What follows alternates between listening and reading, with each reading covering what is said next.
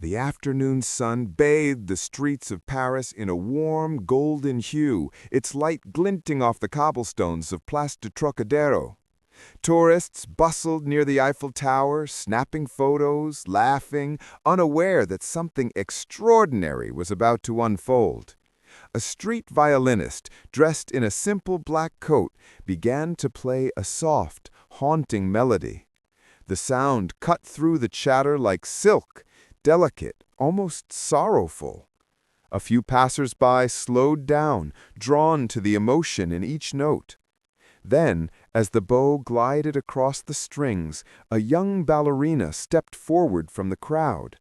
Barefoot, dressed in flowing white, she began to dance, her movements graceful yet strangely melancholy. People began to circle around them, whispering.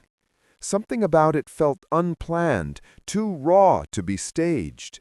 Then came another sound, a single voice singing, clear and angelic from somewhere high above. Heads turned upward. On the balcony of a nearby cafe stood a woman in red, her voice carrying like a prayer through the Paris air. The violin grew stronger, joined by a cello from across the square, then a piano hidden beneath an awning. One by one, musicians and singers emerged from the crowd until the square pulsed with harmony. The melody swelled, filling the air with passion and light. And then, silence. For a heartbeat, everything stopped. Even the birds seemed to pause mid-flight. The ballerina stood still, eyes lifted toward the tower as if listening to something no one else could hear. Then, with one last surge, the music erupted into a soaring crescendo, echoing through the heart of the city. Tears welled in the eyes of strangers who moments ago were just tourists.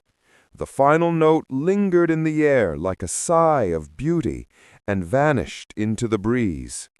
When the crowd looked around, the performers were gone, disappeared into the city that had birthed them.